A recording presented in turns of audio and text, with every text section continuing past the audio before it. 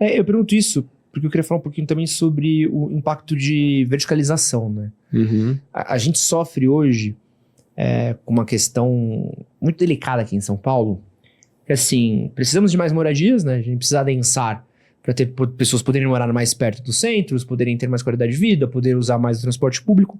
Ao mesmo passo também que a gente tem um problema de que São Paulo é uma cidade que já está muito cheia, né? Então a gente tem pouca estrutura sendo criada, né? Uhum. Eu uso como exemplo... E aí que gente, de novo, estou citando São Paulo porque é onde eu moro, mas a gente poderia falar aqui de Rio de Janeiro.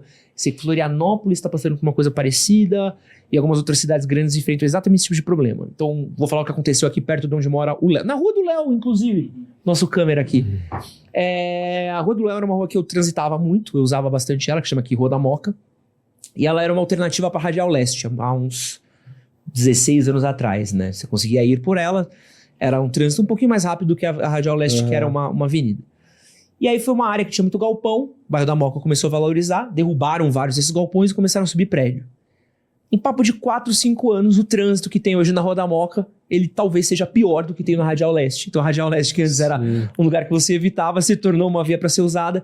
E hoje a gente tem um problema naquela região, na Rua do Léo, inclusive, que é... Graças a Deus, eu nunca te deixo lá em horário de pico, que é trânsito em ruas que não existiam trânsito. E a gente começa a ter lugares que já eram parados, ficando mais parados ainda, justamente por esse excesso de construção em lugares onde não tem fluxo, não dá para você passar gente. E aí a gente tem toda essa preocupação do a gente vai construir perto do metrô porque as pessoas não vão usar o metrô e as pessoas não usam o transporte público e a gente acaba gerando bairros bomba, né? Bairros que vão travando, né? Perfeito. Cara, existe uma proporção, assim, existem vários estudos de densidade urbana, né? Existe uma densidade que a gente considera ideal, que na verdade não é a densidade que eu vou falar, é a altura, né? A altura de edificação, cara, 5 pavimentos máximos, assim, o ideal seria isso, né? Tipo, por exemplo, Paris, ali, França, é mais ou menos essa altura geral, né, da cidade. Isso acaba sendo melhor, porque você usa menos elevador, né? Você desce a pé, sobe a pé, então a edificação já fica mais eficiente a nível de uso de energia. E em relação ao urbanismo, né, quando você adensa, né, obviamente você verticaliza, se todo mundo descer, fica ruim de transitar, né, e tudo mais. E no caso de Balneário Camboriú, por exemplo, já é diferente, né, você tem uma verticalização gigantesca, muito maior, né, lá tem... Eu até trabalhei em Balneário Camboriú também, em Balneário fiz meu pré mais alto que eu fiz, acho que foi 47, trabalhei em 54 andares que não foi executado, mas o maior que eu fiz foi 47 lá. E aí o que acontece, né? Você tem uma lei que você tem que colocar vagas de garagem para o público dentro da edificação, para você poder construir mais, mas aí o pessoal constrói mais e não coloca, não tem uma exigência para que aquilo vire para o público. Então você não consegue estacionar o carro lá, se você estiver andando de carro você não consegue estacionar, assim, é horrível estacionar. E aí é isso, assim, então cada região vai ter os seus problemas, né? Curitiba tem a questão dos eixos estruturais da cidade. Curitiba, o que a gente tem?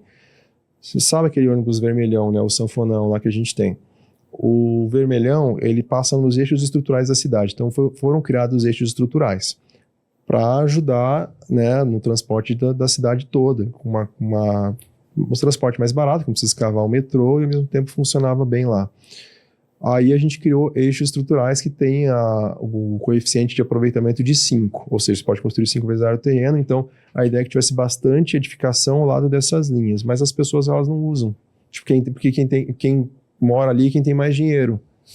Então assim, você mora ali, você não está usando, o resto da cidade cresceu para os lados, e aí ninguém está usando. Então, assim, Curitiba, por exemplo, perdeu metade dos usuários de ônibus nos últimos 20 anos. Caraca! Metade.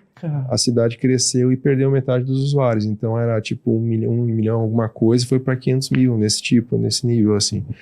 Então, é um negócio que, assim, era algo super eficiente, símbolo de cidade ecológica, mas que se perdeu na aplicabilidade da solução, né?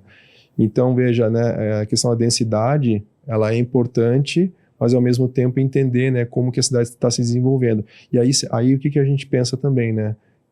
O que Curitiba poderia fazer? Poderia melhorar os eixos estruturais? Poderia, mas não é só isso, né? Porque tem a uberização do mundo que está todo mundo buscando o seu automóvel individual para ficar né, achar o seu pequeno espacinho, já que eu tô no inferno, no engarrafamento, eu vou ficar no meu inferno, pelo menos curtindo um som aqui no meu pequeno espacinho. É aquela questão do transporte que eu falei, que na minha tá no top 3 problemas, que precisa ser solucionado, porque se a gente consegue levar o transporte coletivo para todo mundo, e desestigmatizar o transporte coletivo, a gente conseguiria reestruturar esses eixos, fazer algo melhor, mais distribuído e ao mesmo tempo melhor, porque cada cidade tem uma missão que não está sendo divulgada. Toda cidade ela tem que ser neutra em carbono, naturalmente. Então você tem que entender quanto que você está gastando de transporte, quantas edificações estão gastando e criar medidas, né, para solucionar isso. Então tem a questão, por exemplo, da mitigação do sequestro de carbono. Já que tem transporte emitindo, tem que ter árvore, né? E a árvore que sequestra carbono não é moita, não é grama, né?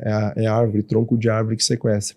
Então a gente tem que criar soluções que nas próprias cidades que sequestrem isso e que a cidade fique neutra em carbono. E aí depois disso, ainda entender, ainda vai dar ruim, ainda vão ter problemas climáticos que vão acontecer. Juiz de Fora apareceu, né? A gente faz vídeo ali, eu até não fiz vídeo de Juiz de Fora porque não deu tempo, porque um monte de coisa acontecendo, né, nas cidades, e aí o Juiz de Fora acabou ficando de fora. Eu acabei falando só deixei para falar no Farol Brasil lá com o pessoal.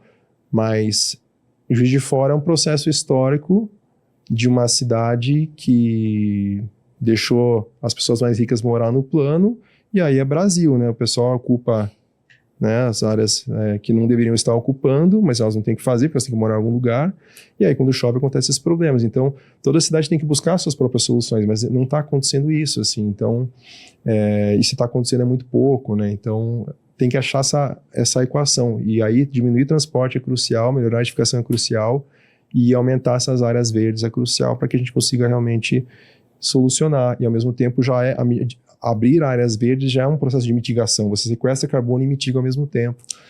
Eu não sei se você tem essa mesma percepção, que eu sinto que é uma parada muito nossa, assim, né? Parece que a área verde é um desperdício de espaço para algumas pessoas. Uhum. Então é muito comum ter um mato ali, não, tem que construir uma casa, um prédio, alguma coisa. É muito difícil você ver, por exemplo, é muito difícil ver uma cidade que tem um gramado grande que não tenha, que seja um espaço ou de convivência ou de lazer. Sim. Parece que a gente precisa estar ocupando tudo, assim, a gente tem uma péssima relação com esses espaços vazios, esses espaços de respiro, e algumas outras cidades das quais eu visitei era muito comum andar e você ver tipo um campão, assim. Qual que é a função desse campão? Pô, às vezes esse campão tá lá, tá ligado? Alguém vai jogar uma bola, vai caminhar, mas isso é um espaço verde para respirar, para que não tenha um prédio, para que tenha... É um acaso, né? Quer deixar a coisa pro... É o que eu chamo lá, às vezes nos vídeos, de reificação da natureza. Né? Tudo vira algo produtivizado, né? Então, assim, aquela árvore ela não presta se ela estiver ocupando uma área que é valorizada pelo mercado imobiliário. Então, essa árvore precisa não existir, porque precisa ter uma construção aqui para fazer uma grana. As pessoas, né, são reificadas, né? Você tá conversando com alguém, pô, não vou conversar com esse cara aqui, porque esse cara só perde tempo, né? Às vezes tem gente que pensa isso, assim, tem gente que não vale a pena conviver porque só perde tempo. Amigos antigos, tem muita gente que fala assim, não convive com seus amigos antigos porque esses caras não sei o que. Não, cara, pô, isso eu acho, assim, é uma coisa tão ruim de se pensar, né? Assim, a natureza vai se transformando em produto, as pessoas vão se transformando em produto, tudo vai virando... e a gente cai nessa muito fácil, porque, cara, a gente precisa pagar as contas, né? Você acha que, né, todos os clientes que a gente trabalha na Eguin são perfeitos? Não são, né? Mas, assim, todo mundo está no seu processo de evolução, de sustentabilidade, né? O que a gente prega como empresa. Então, levar, né, as marcas que estão mais imperfeitas no processo e as que estão mais perfeitas e ajudar todo mundo a crescer. Mas, ao mesmo tempo, tem clientes que a gente fala, pô, né, vocês têm que pagar as contas também, né? Então, é um processo meio cruel, assim, mas o da cidade eu acho pesado, assim, porque perde-se muito, né, nessa questão de entender que também um parque ele valoriza, né, e tudo mais. Apesar que o parque também, né, quando você cria uma nova zona de parque, e o mercado imobiliário sabe disso, ele vai aproveitar aquilo para valorizar o seu próximo empreendimento nessa revitalização da cidade, né? Eu tenho até uma parada aqui que eu trouxe que é a segregação verde, né? Então tem relatório da FAO que mostra que o acesso aos espaços verdes no Brasil são profundamente desiguais, né? Então, quanto maior o nível de arborização, maior o nível de parque num bairro, mais caro é o metro quadrado. e mais longe a população pobre está Sim. disso.